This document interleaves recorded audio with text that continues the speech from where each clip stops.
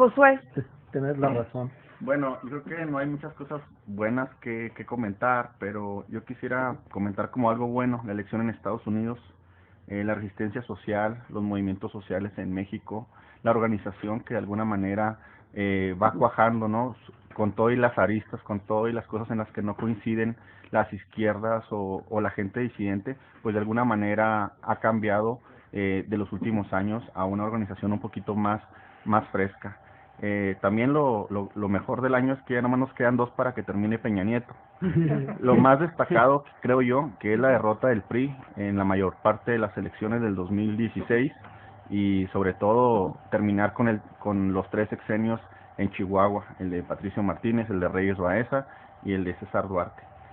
Lo peor que podemos pensar y que viene, pues obviamente son la cuestión económica, las tasas de interés a la alza, la parte económica, el valor del dólar o la devaluación del peso, el precio del petróleo, la salida de Carstens que viene por ahí de a mediados del año del 2017 y sobre todo, como comparto también la opinión aquí del doctor Limón, pues la cuestión geopolítica, la cuestión de las guerras que siguen en teoría, pues a lo mejor vamos a ver un 2017 un poquito más tranquilo en ciertos sectores, pero en otros creo que otra situación bastante lamentable.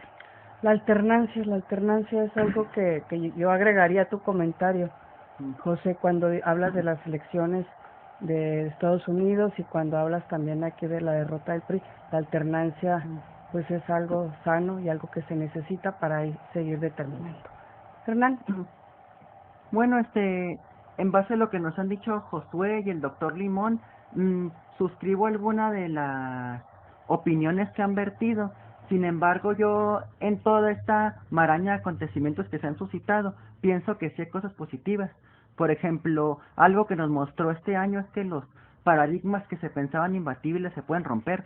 Digo esto porque hasta el 2015, hasta hace unos años, una serie de intelectuales orgánicos hablaban acerca de que el neoliberalismo era lo último, hasta incluso Fukuyama o en su tiempo Margaret Thatcher decía que no había alternativa, que del neoliberalismo era la última fase de la historia. Y en esta parte, y en este año se nos demostró que estas victorias o la respuesta de la gente globalmente, incluso en México también se ve, es la indignación ante el neoliberalismo y la búsqueda de otras alternativas.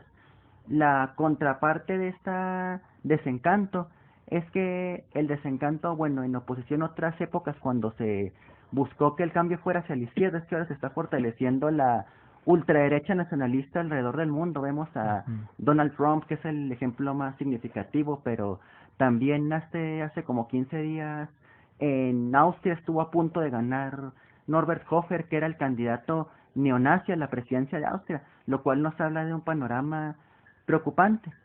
Pero bueno, ya yéndonos más a la política del solar, como diría usted, maestro. El solar, citando al clásico. Yendo más a la política del solar, una cosa que yo vería positiva, es que bueno, también hasta este año vimos cómo de manera consecutiva se fortaleció el priismo aquí en el estado, desde que lo recuperó en el sexenio de Patricio Martínez. Sin embargo, los hierros que se cometieron durante el duartismo, los hierros y los abusos, se reflejaron en una indignación de parte de la gente que, en mi opinión, nunca se había visto. O sea, ya lo habíamos visto, bueno, en la época de Barrio, que había visto esta ímpetu de cambio, pero ahora este cambio se genera por la indignación, por las ganas de la gente de probar algo nuevo, por este desencanto, malestar provocado, vaya. Y yo lo vería esto como positivo, como ante el abuso desmedido de la autoridad en turno, la ciudadanía sí puede reaccionar y se pueden ver consecuencias positivas. Dentro de todo lo que aconteció, yo vería esto como lo bueno hoy. Leonardo Mesa. Ya por ahí en algunos espacios he leído que este ha sido un año nefasto, en el pesimismo que pudiéramos estar valorando aquí. Y yo empezaría por lo peor, y lo peor es que todavía puede haber años peores. Creo que hacia futuro lo que ha estado sucediendo a nivel geopolítico en el mundo, el triunfo de las derechas, lo mismo en Alemania que en Inglaterra, que en Estados Unidos. Ayer hablábamos aquí el tema de la militarización. Yo planteaba que eso raya en el fascismo, y entonces, así como en el siglo XIX Marx declaraba que en su manifiesto comunismo que el fantasma del socialismo era el fantasma del comunismo era una sombra, luz que se paseaba por ahí hacia los años futuros. Yo creo que el fantasma del fascismo está por ahí asomándose en la posibilidad de lo que pueda suceder en los años que vienen, y esto en paralelo con una situación en la que la izquierda se encuentra también en una crisis de años, y es una crisis en la que, al mirarse al espejo, ojalá me equivoque, parece que se está asomando al abismo. Desde luego que ambas cuestiones suceden en paralelo, por un lado avanzando la derecha, por otro lado avanzando la retrocediendo la izquierda, lo mismo en Brasil que en Venezuela. Me parece que con lo que sucede aquí a nivel local con la izquierda había muchas cuestiones que criticar. Yo dejo muchas preguntas abiertas en ese sentido. Lo que me parece lo mejor es las muestras de indignación. Yo llamaría así al voto que da el triunfo a Javier Corral en el mes de junio. Es un voto de indignación, es un voto que no tiene un color partidista, es un voto que no tiene una afiliación política definida, y ese es por muchos lados rastros de vitalidad política, de que la ciudadanía está ahí presente, sin dejarse capturar, sin dejarse seducir todavía, y mostrando el punch que en un momento determinado puede dar vuelcos como el que se están dando hoy. Por lo pronto clasificaría eso.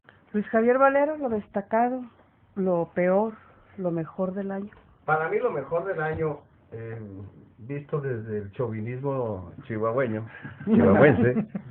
pues es la derrota del PRI el 5 de junio, porque representa, me parece, el sumum de las inconformidades, de los reclamos largamente acumulados en el sexenio de César Duarte, que había iniciado con, si ustedes lo recuerdan, en aquel primer festival, fue vitoreado casi hasta el paroxismo de muchos, cuando el gobernador del estado, entonces en sus primeros meses al frente del gobierno, bueno, al año, era capaz de ser vitoreado en la Plaza del Ángel, y 6 años después era el hombre o el gobernante más repudiado, tengo esa opinión, el gobernante más repudiado en la historia de Chihuahua. No de la historia contemporánea, sino incluso por encima del gobernador, aquel al que acusaron, el que cayó cuando el asesinato del taxista allá en la década de los 40 del siglo pasado. Sí, entonces a Sotomayor, que había llegado todavía más patente entonces, que había llegado porque era amigo del presidente de la República, sin tener más antecedentes políticos, que creo esa era el sustento de su caída.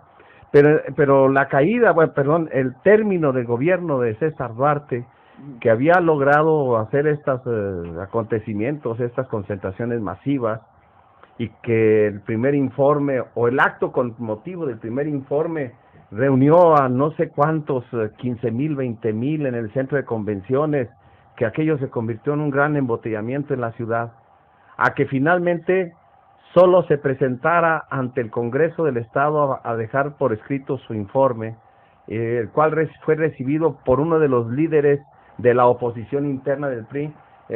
Creo que con estas figuras o estas figuras emblemáticas o estas escenas emblemáticas, lo mejor es que los chihuahuenses, una mayoría de chihuahuenses, hayan salido a repudiar esa forma de gobernar y a expresar, además, que querían hacer cosas mejores. Lo peor, me parece que es el genocidio en Siria, porque representa todo.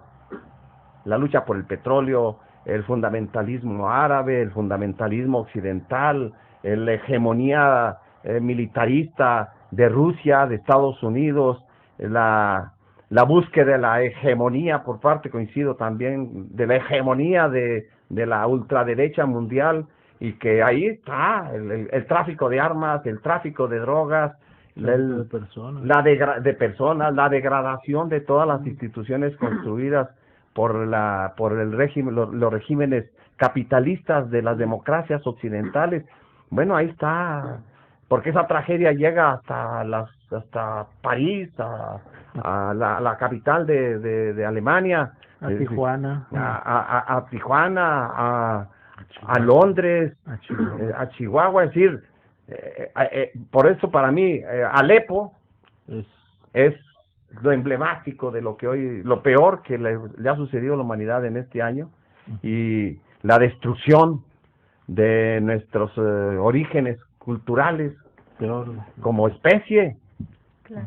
Entonces, y lo destacado, creo que en el caso de Chihuahua, otra vez el espíritu local, perdón, pero casi ya nos hemos dedicado estos años, estos meses, en la gran irrupción de los chihuahuenses en las redes sociales, que son una de las razones más, pues yo creo que pueden explicar mejor la derrota del PRI. No hay que desestimar que el PRI ganó el año anterior, en 2015, ganó 8 de 9 distritos electorales federales, y ya sé que lo que decimos todos, esa elección a nadie le importaba y es la mitad del sexenio federal, pero el PRI al terminar 2015, por lo menos los círculos gobernantes de entonces, se sentían con la enorme confianza de poder refrendar, y con ese argumento convencieron al presidente Peña Nieto para que postularan a Enrique Serrano, que también lo ubicaría yo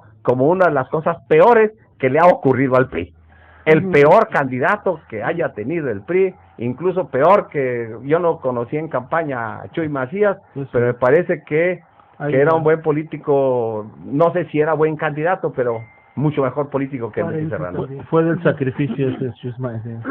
Sí. Bueno, pues lo mejor del presente año, y coincido con la mayoría, la alternancia, insisto en ese concepto, en esa palabra. Me preocupa un tanto que los actuales gobernantes y diputados emanados del Partido Acción Nacional, pues en diferentes manifestaciones, expresiones, vemos que están ahí un gobernador actualmente del PAN, y los diputados, una alcaldesa, porque son del Partido Acción Nacional. Eso me preocupa, que crean que llegaron a estos puestos simplemente por ser de color azul.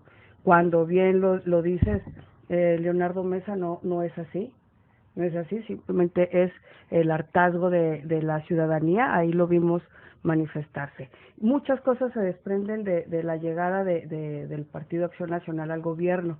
De ahí vemos, por ejemplo, la pretensión y todas las evidencias que se nos han dado a conocer a través de los diversos medios de comunicación, de todo el tipo y de ilegalidades que cometió el gobierno de Duarte, ¿sí? Entonces, lo triste es que tenga que llegar otro partido para poder hacer evidente este tipo de ilegalidades, ¿sí? Lo que es preocupante, ejemplifico en este momento, lo tomo como herramienta, es lo que tengo como herramienta al Ayuntamiento de Chihuahua, en donde la presidenta es del Partido Acción Nacional y el regidor es de su mismo partido, ¿sí? Aunque no nos dice mucho el que el regidor y el presidente sean de diferentes partidos, el síndico, sean de diferente partido, que nos garantice transparencia. Pero bueno, eso es lo que a mí me llama mucho la atención. Me gusta todo esto que se está sacando a la luz, y qué lamentable que se tenga que ser de otro partido para que se hagan estas evidencias. Bueno,